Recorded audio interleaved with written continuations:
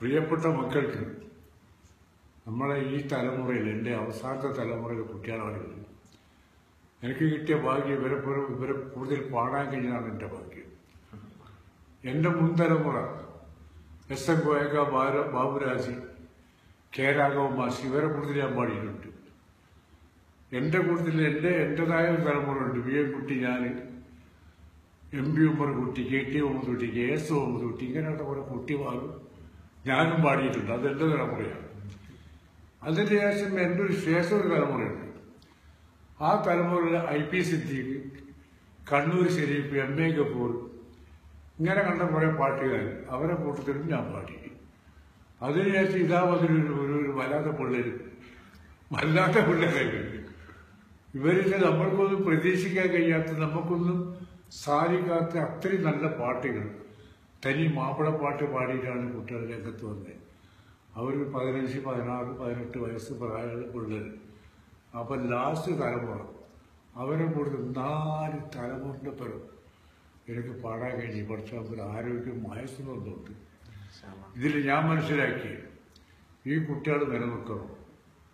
എങ്ങനെ നിലനിൽക്കണം? നിന്നാലും മാത്രമേ നല്ലോണം പാടാൻ കഴിവുള്ള നല്ല ശബ്ദമുള്ള ഈ കുട്ടികൾ നിലനിന്നാലും മാത്രമേ നമുക്കിതിന് നയിച്ചു കൊട്ടപ്പെട്ടു. എന്നോട് മൂത്തിൻ്റെ ബിയോ കുട്ടീൻ്റെ കുത്തയ്ക്കാറ്റ് അതൊന്നല്ല.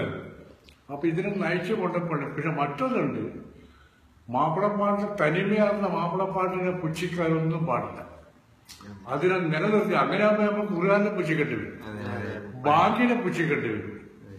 ഇത് ബാങ്കിന്റെ എല്ലാ ആൾക്കാരും വല്ലാത്ത പുച്ഛിലൊന്നല്ല വാക്ക് കൊടുക്കുന്നത്. ചില ആൾക്കാരുടെ സൗന്ദര്യം, ശബ്ദ സൗന്ദര്യം അങ്ങനെയാണ്. അപ്പൊ അതുകൊണ്ട് ഇത് കേൾക്കുന്നതിന് നാണക്കേടാണ്, ഇത് കേൾക്കുന്നതിന് പുച്ഛം തോന്നുന്നതെന്നൊന്നും പറഞ്ഞു കൊടുക്കും. അതുകൊണ്ട് മാപ്പിളപ്പാട്ട് അവിടെ നിൽക്കട്ടെ, നമുക്ക് കാട്ടുകൊടുക്കട്ടെ.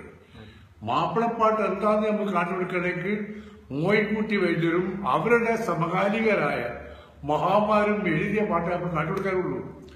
അല്ലെങ്കിൽ അതിനൊന്നും തൊട്ടി കളിക്കരുത്. അതിന്റെ അർത്ഥം മനസ്സിലാകുന്നില്ലെങ്കിൽ നമ്മൾ പഠിക്കണം. നമ്മളിപ്പം പലതും പഠിക്കുന്നില്ലേ, സ്കൂളിൽ പോയിട്ട് പഠിക്കുന്നുണ്ട്. റെക്കോർഡിങ്ങിന് പാട്ട് റെക്കോർഡ് ചെയ്യാൻ വേണ്ടി പൈസയും മേടിച്ച് നമ്മൾ റെക്കോർഡ് കൊടുക്കുന്നുണ്ട്. അന്നേരം പാട്ട് പഠിക്കുന്നുണ്ട്. അതേപോലെ ഇത്തരം പാട്ടുകൾ നമ്മൾ പഠിക്കണം. അതിന്റെ അർത്ഥം എന്താ? അപ്പൊ അതുകൊണ്ട് പുച്ഛായിട്ടൊന്നും ഈ കുട്ടികൾക്ക് തോന്നരുത്. അതിനെ നിലനിർത്തിയും അതിനെ എന്നോർത്ത് പാടിയും കൊണ്ട്. അപ്പോൾ മാപ്പിളപ്പാട്ടിനും അതിന്റെ ആ കലാശാഖനെ നിലനിർത്താനുള്ള ശ്രമം നിങ്ങളുണ്ടാക്കണം. ഈ പല ആൾക്കാർ പറയുന്ന പോലെ പുച്ഛായിട്ട് തോന്നരുത്, കാർക്കിച്ച് തുപ്പാൻ തോന്നരുത്, ഇങ്ങോട്ടൊന്നും പറയരുത്. അത് വിവരമില്ലാത്തതുകൊണ്ട് ചില ആൾക്കാരോട് പറഞ്ഞു പോയതാണെന്ന് ഞാൻ മനസ്സിലാക്കുന്നത്. എനിക്കല്ല അങ്ങനെ പറയില്ല, ഞാൻ ഒരിക്കലും പറയില്ല. ഞാനിപ്പം 10-65 വർഷമായിട്ട് ഇത് പാടിയിട്ട് ജീവിച്ചുള്ള എൻ്റെ എല്ലാ സംഗതികളും നേടിയ മാപ്പിളപ്പാട്ടിലെ കൂടിയാണ്. വലിയ ബന്ധുക്കളുണ്ടായത് നാട്ടിൽ. ഈ ശബ്ദം കൊണ്ട് നാട്ടിൽ പല സംഗതികൾ ഉണ്ടാക്കാൻ വേണ്ടി സാധിച്ചത്. ഇതെല്ലാം എൻ്റെ സ്വത്തല്ല, മറ്റുള്ളവരുടെ സഹായിക്കാൻ വേണ്ടി കഴിഞ്ഞത്.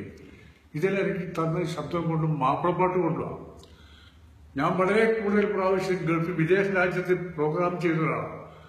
അതും എനിക്ക് സാധിച്ചത് എനിക്ക് പഠിച്ചപ്പോൾ ഈ ശബ്ദത്തിൽ നിന്നുകൊണ്ടാണ്. മാപ്പിളപ്പാട്ട് പാടിയില്ല. അതുകൊണ്ട് മാപ്പിളപ്പാട്ട് നിലനിർത്താൻ വേണ്ടി നമ്മൾ ശ്രമിക്കുക. നീയില്ലെങ്കിൽ ഞാനില്ല, ഞാനില്ലെങ്കിൽ നീയില്ല. എന്നോട് എനിക്ക് ഇഷ്ടമാണ്, എന്നോട് എനിക്ക് ഇഷ്ടമുണ്ടോ, എനിക്ക് ആ ഒരു പൂതരാ, നീ എൻ്റെ കൂടുതലേക്ക് പോയി എന്തെല്ലാം പറഞ്ഞിട്ടുള്ള പാട്ടുകൾ അവർക്ക് മാപ്പിള പാടിക്കോട്ടെ. അങ്ങനത്തെ പാട്ടുകൾ വേണ്ടേ, പാടട്ടെ. പക്ഷേ മാപ്പിളപ്പാട്ടിൽ പേരിൽ പാട്ടാണ്. അതിന് ഇക്കിളി പാട്ടുന്നോ, മാഞ്ഞാള പാട്ടുന്നോ, കൊഞ്ചലി പാട്ടുന്നോ, അങ്ങനത്തെ പേരിട്ടേക്ക്. മാപ്പിളപ്പാട്ട് മഹത്താണ്, മഹത്താണ് മാപ്പിളപ്പാട്ട്.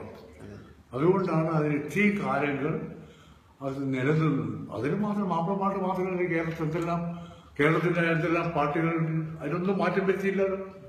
അപ്പൊ ഇതിന് മാത്രം മാറ്റം വരുത്താൻ ശ്രമം ഉണ്ടാക്കുന്നതിന് അതാണ് കിടക്കട്ടെ. അതിനെ നമ്മൾ എതിർക്കണം. നിങ്ങളുടെ ചെറിയ കുട്ടികളുണ്ടല്ലോ, ഈ തലമുറ, നിങ്ങളെ ഈ തലമുറ ആരെങ്കിലും മാപ്പിളപ്പാട്ടിനെ പറ്റി കുറ്റം പറഞ്ഞെങ്കിൽ നിങ്ങൾ അതിനെ എതിർത്തേ പറ്റുള്ളൂ. പിന്നെ മറ്റൊന്ന്, നിങ്ങൾ മാപ്പിളപ്പാട്ട് കൊണ്ടാണ് ഇപ്പൊ നമ്മൾ ദുബായിലാണ് നിൽക്കുന്നത്. ഈ ദുബായിൽ നിൽക്കുന്നത് നിങ്ങൾ മാപ്പിളപ്പാട്ട് പാടിക്കൊണ്ടാണ്. അതുകൊണ്ട് അത് മനസ്സിൽ എന്നും ഉണ്ടാവട്ടെ എന്ന് ആശിക്കുന്നു. ഓക്കെ.